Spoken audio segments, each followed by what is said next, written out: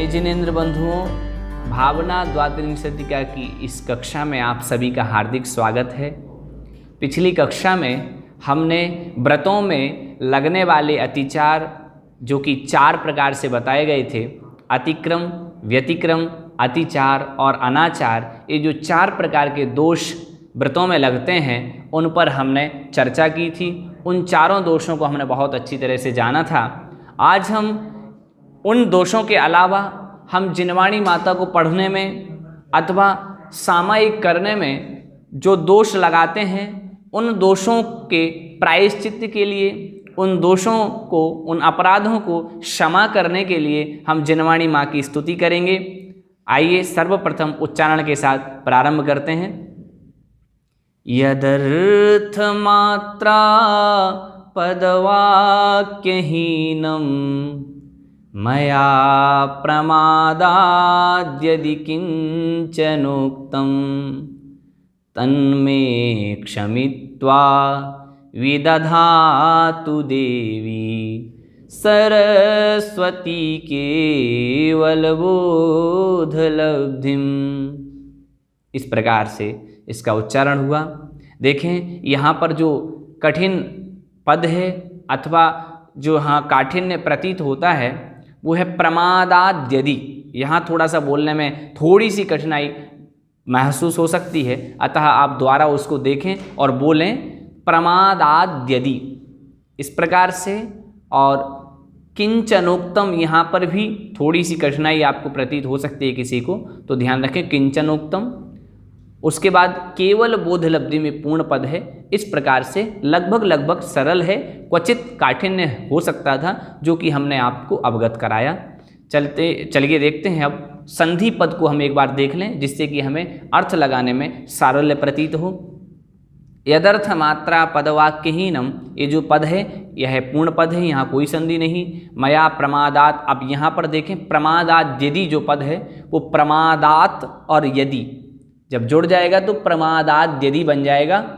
यहाँ ता का दकार हो जाएगा और यकार और दकार जब मिल जाएंगे तो यहाँ पर प्रमादात यदि इस प्रकार से पद निष्पन्न होगा। दूसरा देखें किंचन उक्तम, यहाँ पर संधि अर्थात यहाँ पर यह हमने संयोग कर दिया तो किंचन उक्तम बराबर हुआ आपका किंचनोक्तम, यह हमने संयोग किया। यहाँ पर यहाँ संधि, अब नीचे के पद में संधि है तन में, तत् में बराबर बनेगा आपका तन में। इस प्रकार से लगभग यही संधि पद थे और सभी जगह संधि युक्त हैं। सब कहीं पर संधि पद नहीं है, विच्छेद पद नहीं हो सकता है, बाकी सभी अपने आप में पूर्ण पद हैं। इस प्रकार से यहाँ पर यह आपको संधि पद जो थे उसके बारे में अवगत कराया। चलिए आगे चलते हैं। अब हम एक एक पद का अर्थ जानते हैं और उसके बाद अन्वय के माध्यम से हम अर्थ को जानेंगे। यत अर्थात जो, अर्थ, मात्रा, पद और वाक्य, 4 चीजें हैं। अर्थ, यत अर्थात जो, अर्थ, मात्रा, पद और वाक्य। अर्थ, मात्रा, पद, वाक्य। तो अर्थ से, मात्रा से, पद से और वाक्य से हीनम अर्थात रहित। मया अर्थात मेरे द्वारा, प्रमादात अर्थात प्रमाद के कारण से, यदि, किंचन उक्तम अर्थात किंचन अर्थात कुछ, उक्तम अर्थात कहा गया हो, तत् अर्थात वह, जो कुछ मेरे द्वारा ऐसा गलत कहा गया हो, जो कुछ मेरे द्वारा इसमें दोष किए गए हों, वह दोष, तत् के माध्यम से हमें दोष ग्रहण करना है, वह दोष में अर्थात मेरा, क्षमित्वा अर्थात क्षमा करके, यहाँ पर हमें क्षमित्वा ही बोलना है, क्षमित्वा नहीं बोलना है। नहीं तो कहीं कहीं हम जो प्रयोग करते हैं, ज़्यादातर ये मध्य प्रदेश इत्यादि में समस्या देखी जाती है, बुंदेलखंड इत्यादि में, कि छ और क्ष में भेद ही नहीं करते। क्षत्रिय भी वही बोल देते हैं और क्षत्रिय, मतलब दोनों को एक ही, छाता में जो प्रयुक्त होने वाला छकार है और क्षत्रिय में जो प्रयुक्त होने वाला है शकार, उसको हम दोनों को एक ही बोल देते हैं, वह हमें ध्यान रखना है। तो तत् अर्थात उस दोष को, में अर्थात मेरे, क्षमित्व अर्थात क्षमा करके, विदधातु अर्थात कीजिए, देवी अर्थात देवी, सरस्वती अर्थात जिनवाणी माता, केवल अर्थात केवल ज्ञान रूपी जो बोध है, बोध अर्थात ज्ञान, तो केवल रूपी जो बोध है अर्थात ज्ञान है, केवल ज्ञान जो है उसकी लब्धि अर्थात प्राप्ति, इस प्रकार से एक एक पद का अर्थ हुआ। अब हम अन्वयार्थ पूर्वक आपको बोधन कराएंगे। मया अर्थ मया प्रमादात यदि अर्थ मात्रा पदवाक्यहीनम यत्किंचन उक्तम सरस्वती देवी मे तत्क्षमित्वा केवल बोधलब्धिम विदधातु। मया प्रमादात यदि अर्थमात्रा पदवाक्यहीनम यत्किंचन उक्तम सरस्वती देवी मे तत्क्षमित्वा केवल बोधलब्धिम विदधातु। इस प्रकार से इसका अन्वय हुआ। अब हम अन्वय के माध्यम से हम अर्थ लगाएंगे, जिससे कि हमने अन्वय आपको पहले से बता के रखा था कि अन्वय हम कहते हैं पदों के बीच में संबंध बनाने को। अभी जो हमने आपको अर्थ बताया वो संबंध वाला अर्थ नहीं बैठा, अर्थात एक पर्टिकुलर जो अर्थ होता है इसका वह नहीं बैठ पाया। जब हम अन्वय लगाएंगे, अन्वय किसे कहते हैं? हम एक पद का दूसरे के साथ संबंध ही अन्वय कहलाता है, और अन्वय को हम संबंध कहते हैं। तो किस पद का किस पद के साथ संबंध है, किस पद को अर्थ पहले लगाना है, किस पद का बाद में अर्थ लगाना है, उसी को हम अन्वय कहते हैं। तो चलिए हम अन्वय के माध्यम से ही अर्थ यहाँ पर बोधित करेंगे। मया अर्थात मेरे द्वारा मैंने, प्रमादात प्रमाद के कारण से। प्रमाद क्या है तो बताया, आपको बार बार बताते हैं कि कुशलेषु अनादरः प्रमादः, अर्थात जितनी भी धार्मिक क्रियाएं हैं उन सब धार्मिक क्रियाओं में आलस्य करने का नाम ही प्रमाद कहलाता है। तो मेरे द्वारा जो प्रमादात प्रमाद के कारण से यदि अर्थ मात्रा पद वाक्य और वाक्य, चार चीजें बताई, अर्थ मात्रा पद वाक्य। अर्थ के कारण कि कहीं पर अर्थ गम्य नहीं हुआ हो और कुछ भी अर्थ बोल दिया हो। मात्रा बोलनी थी एक मात्रा, लगा दी दो मात्रा, अथवा मात्रा भूल गए हों, पद भूल गए हों या वाक्य भूल गए हों। इन चारों चीज़ों में से कुछ भी भूल गया हूँ तो यत किंचन अर्थात इनसे रहित, यत जो, किंचन कुछ भी, उक्तम कहा हो, सरस्वती देवी हे जिनवाणी माता, तत् अर्थात वह दोष, में अर्थात मेरा, क्षमित्वा क्षमा करके, केवल बोध लब्धिम केवल ज्ञान रूपी लब्धि को, प्राप्ति को, केवल ज्ञान रूपी उपलब्धि को विदधातु अर्थात करें, दीजिए, प्रदान कीजिए। इस प्रकार से इसका अर्थ है कि मया मेरे द्वारा, प्रमादात प्रमाद के कारण से, यदि जो जिनवाणी पढ़ रहे हैं उसमें अर्थ से, मात्रा का, पद का अर्थात अथवा वाक्य का, इन चारों से रहित भी अगर जो भी मैंने यत किंचन उक्तम, जो कुछ, किंचन कुछ, उक्तम कह दिया हो, सरस्वती देवी हे सरस्वती माता, हे जिनवाणी माता, हे वाग्देवी, में तत् मेरा, तत् अर्थात वह दोष, क्षमित्वा क्षमा करके, केवल बोध लब्धिम केवल ज्ञान रूपी उपलब्धि को, विदधातु दीजिए, प्रदान कीजिए। इस प्रकार से इसका पूर्ण अर्थ यही हुआ कि जो भी हे भगवान, हे जिनवाणी माता, प्रमाद के कारण जो भी अर्थ मात्रा पद वाक्य इत्यादि मेरे से रहित हो चुका हो तो उसके लिए मेरे इस जो दोष हुआ है उस दोष को हे जिनवाणी माता क्षमा करके मुझे केवल ज्ञान रूपी उपलब्धि को प्रदान कीजिए, केवल ज्ञान रूपी लक्ष्मी को प्रदान कीजिए। इस प्रकार के भाव यहाँ पर आचार्य ने व्यक्त किए। आगे देखें कि जब मैं इतना सब कुछ कर लूँ, मेरे यह दोष जब शांत हो जाएं, तो हम जिनवाणी माता से आखिर मांग क्या रहे हैं? हम इतनी जिनवाणी माता की विनय कर रहे हैं, हम इतना स्वाध्याय कर रहे हैं, परंतु उस स्वाध्याय से लाभ क्या हो?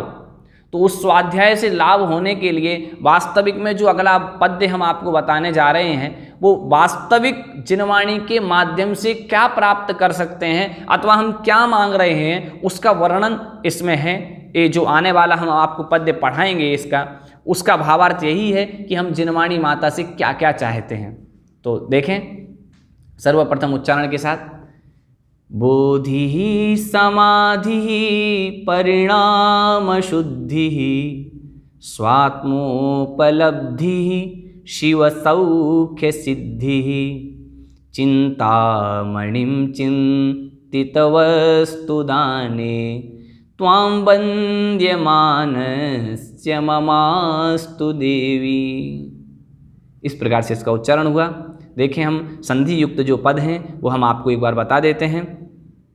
स्वात्म उपलब्धि ही यहाँ पर यह संयोग है, और स्वात्म और उपलब्धि जब हम जोड़ देंगे तो स्वात्मोपलब्धि ही निष्पन्न हो जाएगा। यद्यपि यह संधि युक्त पद नहीं है, परंतु विच्छेद हम इसमें कर सकते हैं अगर चाहें तो। और फिर देखें त्वाम वंद्य मानस्य के बाद जो ममास्तु दिया गया है, मम अस्तु, इस प्रकार से ममास्तु बनेगा। तो यहाँ पर एक ही संधि पद है ममास्तु, मम अस्तु बराबर बनेगा ममास्तु। आइए अब हम इसका एक एक पद का अर्थ जानते हैं। बोधि ही अर्थात ज्ञान, और किस प्रकार का ज्ञान, तो कहा सम्यक दर्शन, सम्यक ज्ञान और सम्यक चारित्र रूप, अर्थात सम्यक दर्शन, सम्यक ज्ञान और सम्यक चारित्र। समाधि ही अर्थात समाधि होना, जो आप प्रकृत में अर्थ लेते हैं संलेखना रूप, वह अर्थ हमें यहाँ नहीं लेना है। प्रत्युत समाधि का अर्थ हमें लेना है जो हमने बोधि में प्राप्त किया, अर्थात सम्यक दर्शन, सम्यक ज्ञान और सम्यक चारित्र को प्राप्त किया, उसी को पूर्ण कर लेना ही समाधि है। और परिणाम शुद्धि ही अर्थात परिणामों में अत्यंत शुद्ध हो जाना, अर्थात परिणामों में विशुद्धि आ जाना। और कैसी विशुद्धि आना, तो कहा शुद्धोपयोग रूप, शुद्धोपयोग रूप विशुद्धि, अर्थात आत्मा का अत्यंत शुद्ध हो जाना, यही परिणाम शुद्धि का अर्थ है, अर्थात शुद्धोपयोग। स्वात्मोपलब्धि अर्थात स्वात्मा की उपलब्धि, स्व आत्मा की उपलब्धि। और स्वयं आत्मा की उपलब्धि कब होती है, जब यह जीव शुक्ल ध्यान को ध्याता है।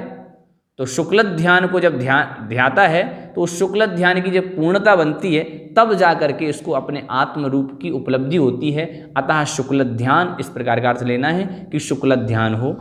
और शिव सौख्य सिद्धि, तो कहा शिव अर्थात मोक्ष, और मोक्ष रूपी जो सुख है उस सुख की सिद्धि अर्थात निर्वाण की प्राप्ति। चिंतामणि अर्थात चिंतामणि के समान। चिंतित वस्तुदाने अर्थात चिंतित अर्थात जो सोचा है ऐसी वस्तु, जो सोच ली है वस्तु, ऐसे उसके दाने देने में जो चिंतामणि के समान है। ऐसे त्वाम तुमको, वंद्यमानस्य अर्थात जो बंधन कर रहा है, जो प्रणाम कर रहा है, उस प्रणाम करने वाले मम मुझको, अस्तु अर्थात होवे, प्राप्त होवे, देवी अर्थात हे देवी। अब मैं आपको अन्वय बताते हुए फिर उसका अर्थ लगाता हूँ, आप ध्यान से सुने। और अन्वय, क्योंकि हमने बताया था जब तक पदों का संबंध नहीं बैठेगा तब तक इस अर्थ को सही तरीके से नहीं लगाया जा सकता।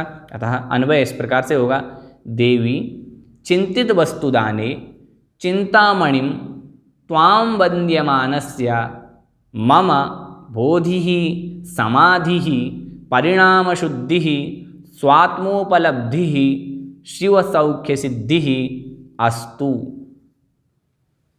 अब देखें, हमने आपको पहले कहा था जब भी हम कभी भी हम अर्थ लगाएं तो एक संस्कृतज्ञ जो होगा उसको तो सर्वप्रथम कार्य करना चाहिए, ये क्रिया देखना चाहिए और कर्ता देखना चाहिए और कर्म देखना चाहिए, 3। लेकिन हम असंस्कृतज्ञ हैं, अर्थात हमें संस्कृत अर्थ लगाना नहीं आता। तब हम क्या करें, तो संबोधन वाक्य ढूंढें। सबसे पहले संबोधन है यहाँ पर देवी कि हे देवी, हे जिनवाणी माता, चिंतित वस्तु दाने, चिंतित अर्थात सोची गई, चिंतन की गई वस्तु के दाने, दान में, अर्थात जो हमने सोचा, जिस प्रकार का हमारा मन हुआ, मन ने जैसा कहा, अर्थात मन वांछित वस्तु को प्रदान करने में, जो चिंतामणि रत्न के समान हैं। अब चिंतामणि रत्न कैसा होता है, तो कहा जो सोचते हैं वह मणि इस प्रकार की होती है कि जिस प्रकार की चिंता होती है। तो चिंता यहाँ पर यद्यपि देखा जाए तो व्याकरण शास्त्र की दृष्टि से तो चिंता, चिंतन इत्यादि में कोई भेद नहीं है। चिंतन को ल्युट प्रत्यय से निष्पन्न करके यहाँ पर नपुंसक में उसको बना दिया, पुनः चिंता को यहाँ पर टाप प्रत्यय करके स्त्रीलिंग में बना दिया। तो वस्तुतः देखा जाए तो चिंता और चिंतन का अर्थ तो एक ही होता है अगर ऐसा देखा जाए, परंतु फिर भी हमने रूढ़ी दृष्टि से, प्रसिद्ध दृष्टि से हमने चिंता का हम ले लेते हैं कि कोई बात हमें बहुत ज़्यादा विवश करे, बहुत ज़्यादा हमारे लिए अंतरंग से हमारे परिणामों को कलुषित करे, तो उसको हम चिंता कह देते हैं। और चिंतन हम एक अलग अर्थ में ले जाते हैं कि चिंतन होना अर्थात किसी भी विषय के बारे में सोचना, यह हम चिंतन कह देते हैं। परंतु मेरी दृष्टि में और जहाँ तक व्याकरण शास्त्र की दृष्टि में है, तो वहाँ तक तो चिंता का अर्थ यही होना चाहिए, चिंतन और चिंता में कोई भेद नहीं मानना चाहिए, ऐसा मेरा मानना है। यद्यपि आचार्यों का जो मत है वह हमें स्वीकर्तव्य है। और यहाँ जो अर्थ लग रहा है वह ऐसा ही लग रहा है कि चिंतित वस्तु दाने, अर्थात जो सोचा गया है उस वस्तु के दान में जो चिंतामणि है, अर्थात चिंता मतलब सोचा और मणि अर्थात मणि के समान, तो चिंतामणि यहाँ भी चिंता का वही अर्थ लगा रहा है। इसलिए मेरा यह मंतव्य था कि बराबर ही हमें दोनों का एक ही अर्थ लेना चाहिए कि सोचे हुए चिंतामणि रत्न के समान ही जो है, ऐसे त्वाम तुमको वंद्यमानस्य, अर्थात वंद्यमानस्य मतलब जो वंदन कर रहा है, जो आपकी पूजा अर्चना कर रहा है, जो आपको प्रणाम कर रहा है, ऐसे मम मुझे बोधि ही, अर्थात सम्यक दर्शन, सम्यक ज्ञान, सम्यक चारित्र की प्राप्ति हो। समाधि ही, अर्थात मुझे शुद्ध, यह जो रत्नत्रय है इस रत्नत्रय की पूर्णता हो जाए, क्योंकि अभी तक तो हम इस अवस्था में थे कि सम्यक दर्शन, सम्यक ज्ञान, सम्यक चारित्र हमारा भेद रूप में बना हुआ था। अब हम भगवान से प्रार्थना कर रहे हैं कि अभेद रत्नत्रय हो जाए। तो अभेद रत्नत्रय जो कहा उसको ही हम समाधि कहते हैं, मतलब अभेद रत्नत्रय की प्राप्ति होना ही समाधि है। और परिणाम शुद्धि ही, अर्थात अत्यंत परिणामों में शुद्धता आ जाना, और वह शुद्धता आएगी जब हमारे लिए शुद्धोपयोग की प्राप्ति होगी। तो आचार्य कह रहे हैं कि बोधि अर्थात रत्नत्रय हो जाए, समाधि अर्थात रत्नत्रय की पूर्णता हो जाए, और परिणाम शुद्धि अर्थात अत्यंत परिणामों की शुद्धि होते हुए शुद्धोपयोग प्रकट हो जाए, और स्वात्मोपलब्धि ही अर्थात स्वयं आत्मा की उपलब्धि रूप जो शुक्ल ध्यान है, उस शुक्ल ध्यान को ध्याने से मुझे उस आत्मा की प्राप्ति हो जाए, और शिव सौख्य सिद्धि ही, शिव रूपी अर्थात मोक्ष रूपी जो सुख है उस सुख की मुझे सिद्धि अस्तु अर्थात हो जाए। इस प्रकार का यहाँ पर आचार्य वर्णन कर रहे हैं कि हे सरस्वती देवी, जो चिंतन करने वाली वस्तु को देने में जो समर्थ चिंतामणि रत्न के समान है, ऐसे तुमको जो वंदन कर रहा है वैसे वंदन करने वाले मुझे रत्नत्रय की प्राप्ति हो, रत्नत्रय की पूर्णता हो, हमें शुद्धोपयोग की प्राप्ति हो, शुक्ल ध्यान हमारे द्वारा ध्याया जाए, और शिव सौख्य सिद्धि अर्थात मोक्ष शुभ निर्माण सुख की प्राप्ति हो। इस प्रकार से आचार्य यहाँ पर वर्णन कर रहे हैं। देखें, दोनों ही जो पद्य हमने पढ़े आज के, दोनों ही पद्य एकदम सरल हैं, और दोनों में ही जिनवाणी माता की स्तुति करते हुए कहा जा रहा है कि जो भी मैंने आपके अर्थ, मात्रा, पद, स्वर इत्यादि में बोलने में जो भी मेरे द्वारा गलती हुई हो वो सभी क्षम्य हो, और मुझे एक निर्वाण सुख की प्राप्ति हो, अर्थात मुझे बोधि की प्राप्ति हो, सम्यक दर्शन, सम्यक ज्ञान, सम्यक चारित्र की प्राप्ति हो, समाधि अर्थात सम्यक दर्शन, सम्यक ज्ञान और सम्यक चारित्र जो अभी बिखरे पड़े हुए हैं, व्यस्त पड़े हों, उनका समुदित रूप हो, एक रूप में हो जाए, और मुझे शुद्धोपयोग की प्राप्ति हो जाए। शुद्धोपयोग की प्राप्ति हो जाने के बाद मुझे शुक्ल ध्यान हो जाए, क्योंकि शुक्ल ध्यान 13वें गुण स्थान में, और शुक्ल ध्यान के जो 4 भेद कहे गए हैं क्रमशः, वह शुक्ल ध्यान वास्तविक में जब हम 13वें गुण स्थान में पहुंचते हैं तो 13वें गुण स्थान के अंत समय पर शुक्ल ध्यान को ध्याया जाता है, अंतिम शुक्ल ध्यान को, तब शुक्ल ध्यान की पूर्णता होती है। अतः ऐसे शुक्ल ध्यान की पूर्णता हो, और जैसे ही शुक्ल ध्यान की पूर्णता होगी वैसे ही हमें शिव सौख्य मिल जाएगा। तो इस प्रकार की भावना यहाँ पर आचार्य व्यक्त कर रहे हैं। हम भगवान से प्रार्थना करें, हे जिनवाणी माता, मुझे भी इतना ज्ञान हो, मैं भी शिव सौख्य को, निर्वाण सुख को प्राप्त करते हुए अपने जीवन को उत्तम और पवित्र बनाऊं। ऐसी भावना के साथ आज की कक्षा को यहीं विराम देते हैं। पुनः कल की कक्षा में मिलेंगे, तब तक के लिए जय जिनेंद्र बंधुओं।